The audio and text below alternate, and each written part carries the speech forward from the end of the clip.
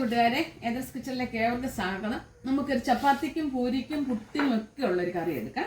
അല്പം ചെറുപയറുണ്ടോ, നല്ലൊരു സൂപ്പർ കറി എടുക്കാം. അപ്പം ഞാൻ നല്ല ചെറുപയർ ശകലമായി വെള്ളത്തിലിട്ടിട്ട് ഞാൻ നല്ല കുക്കറിലോട്ട് ആവശ്യത്തിനുള്ള ഉപ്പ്, കൂടുതൽ കാര്യങ്ങളൊന്നുമില്ല ഇതിനകത്ത്, എളുപ്പം നമുക്ക് ചെയ്യാമെന്ന്. ലേശം വെള്ളം ഒഴിച്ച് നമുക്ക് വേവിക്കാം.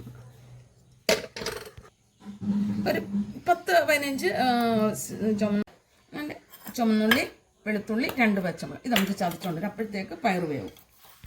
നമ്മുടെ ചെറുപയറെല്ലാം വെന്തിട്ടുണ്ട്. അപ്പം കടുക് വറക്കാൻ വെളിച്ചെണ്ണ ഒഴിക്കുവാണ്. ഞാൻ സ്റ്റൗ കത്തിച്ച് വെച്ചിട്ടുണ്ട് കേട്ടോ.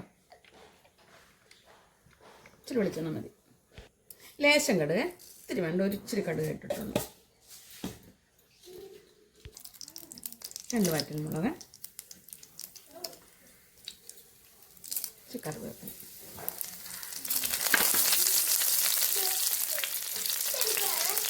ഉണ്ടല്ലോ ചുമന്നുള്ളി മാത്രം ചേർത്തതാണ്. ഇത് പച്ചമുളകും വെളുത്തുള്ളിയും.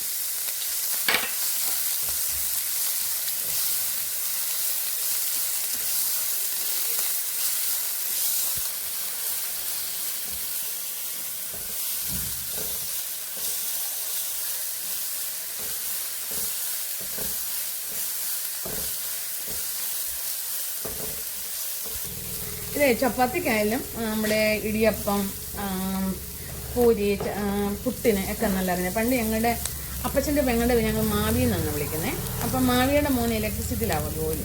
അപ്പോൾ അന്നേരം ഞങ്ങളുടെ വീട്ടിൽ നിന്ന് പോകുമ്പം പുള്ളിക്കാരൻ തന്നെ ഇതുപോലെ ചപ്പാത്തി ഉണ്ടാക്കി ഇതുപോലെ ചെറുപയർ കറി ഉണ്ടാക്കും. എന്ത് സൂപ്പറാണെന്നറിയാം, നല്ല ടേസ്റ്റ്. ഇതല്ല വേറെ സൈസിൽ നമുക്കതുപോലെ ചെയ്യാൻ പറ്റും. അത് ഞാൻ പിന്നെ വീഡിയോ എടുക്കാം. എളുപ്പമല്ലേ ചെയ്യാൻ. തേങ്ങയും വേണ്ട, ഒന്നും വേണ്ട.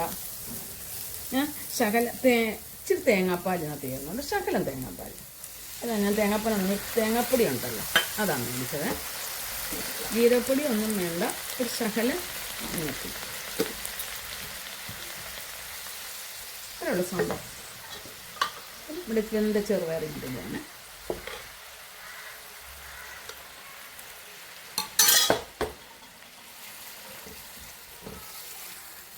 എളുപ്പം നമുക്ക് ചെയ്യാവുന്നതല്ലേ.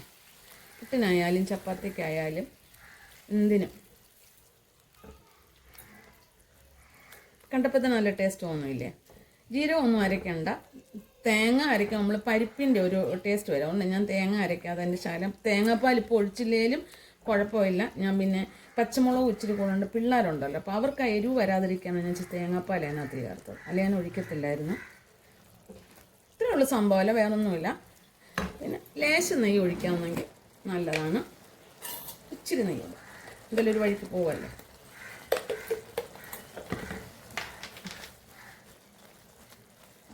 അപ്പം നിങ്ങൾക്ക് വീഡിയോ ഇഷ്ടപ്പെട്ട ലൈക്ക് ചെയ്യാനും ഫോളോ ചെയ്യാനും മറക്കരുത്. ഉപേക്ഷിക്കരുത്. ഈസി കറി റെഡിയായി.